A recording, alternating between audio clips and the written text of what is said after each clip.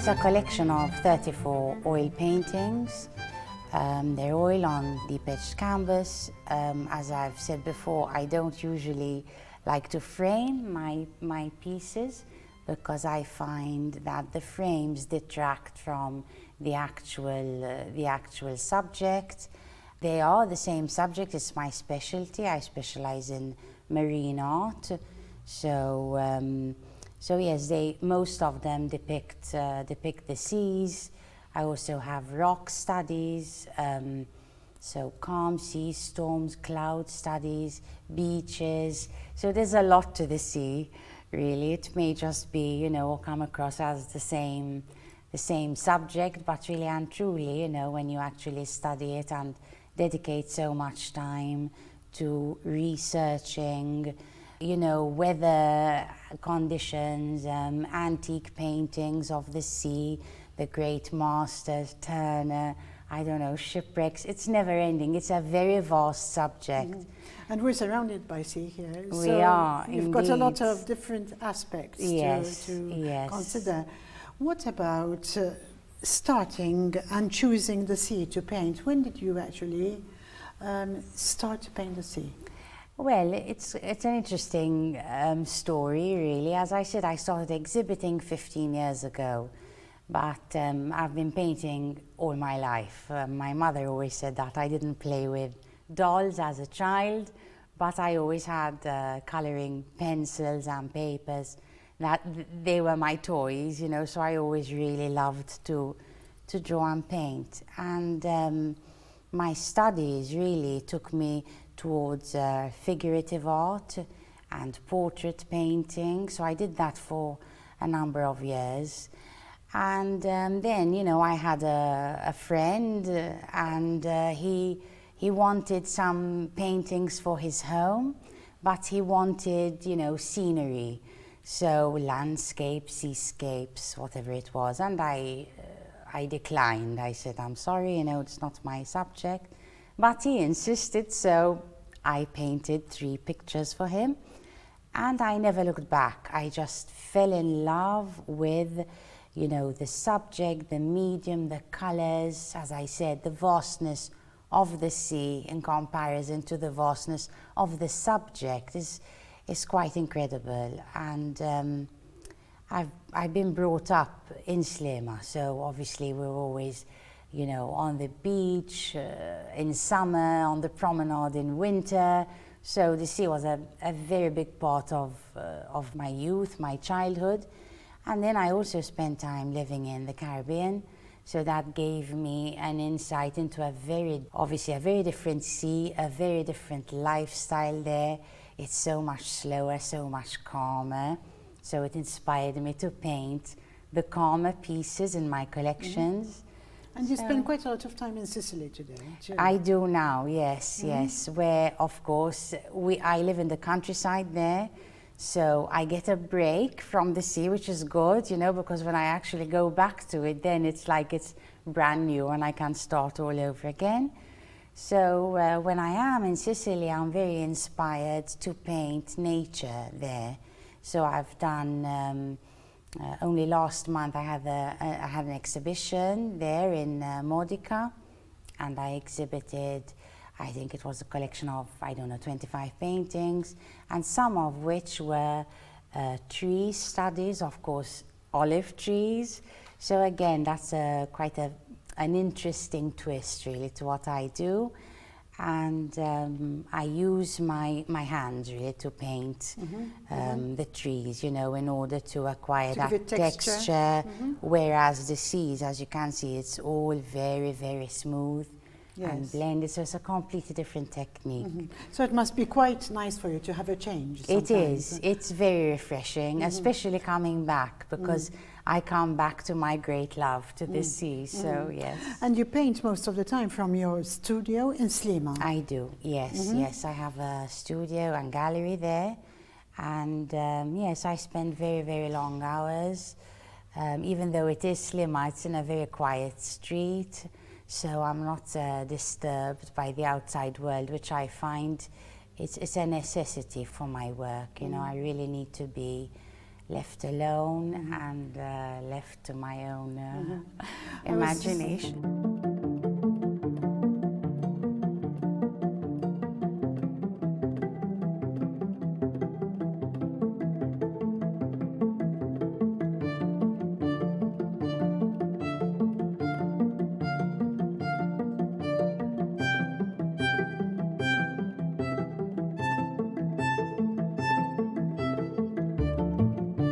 Initially, Leo, as I said, I spent many hours researching, antique paintings, seascapes, shipwrecks, whatever it is. So, of course, Turner was very much at the forefront of my inspiration. I mean, his works are obviously, phenomenal, and I have visited his work several times at the National Gallery in London.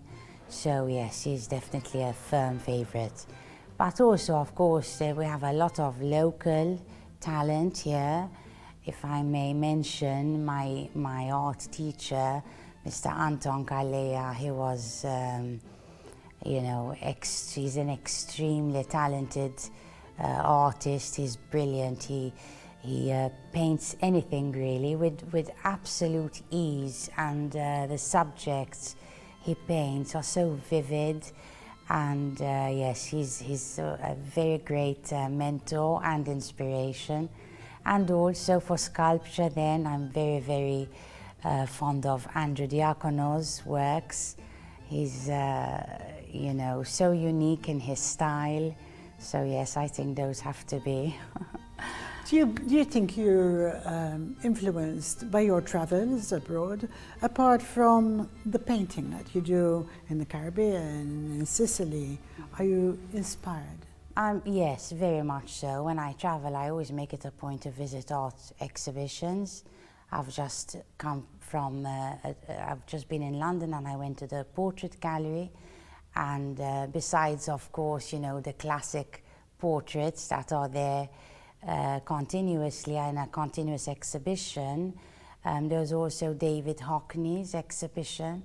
So that was a feast because, of course, the colors, the versatility, the style, and it was a big exhibition. So there were pieces that dated back to the 80s, where he first, when he first started painting, and then, of course, the most recent works. He's now in his 80s. So you can actually see, the huge change in style, also in detail. There's less detail now that he's older. Of course, our eyesight tends to suffer because, we really spend long hours looking, observing, working.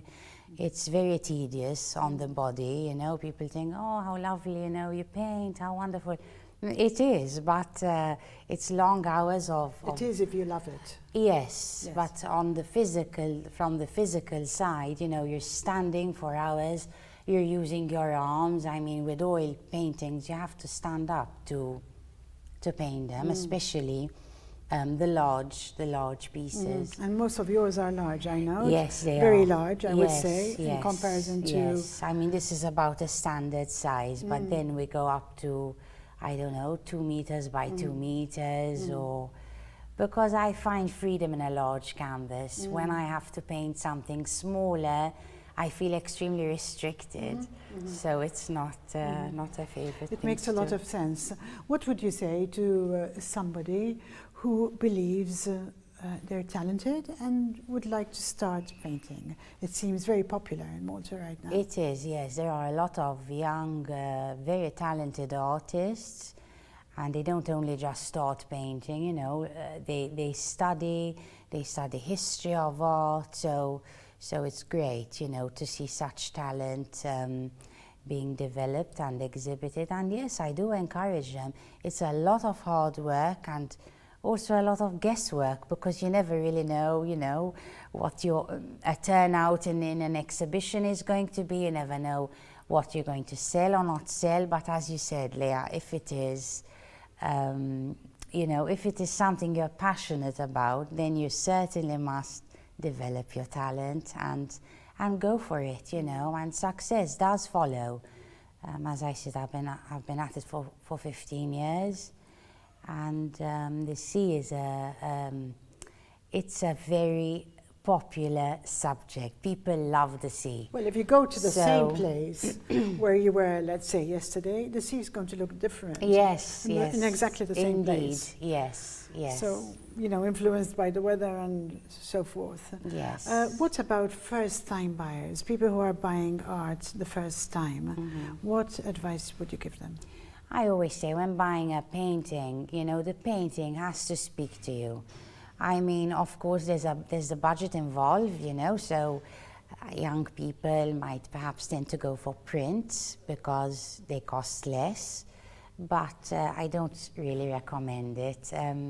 I just think that if a painting speaks to you and you really feel you must own it, then, you know, you'd find a way to do so.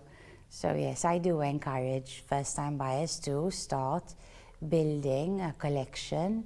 And as you said, you know, there's many artists painting a huge selection of subjects and using different mediums as photographers, sculptors. I mean, we're spoiled for choice in Malta, I find, so.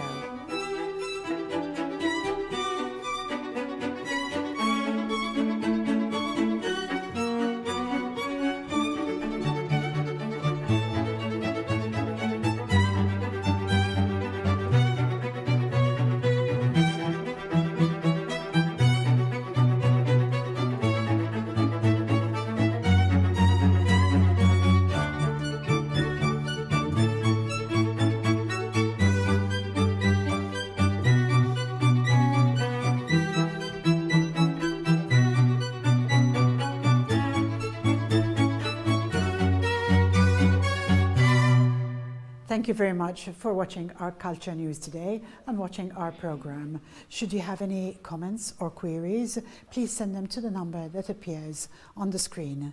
I'm Leah Hogg for Net TV, and I wish you a good evening.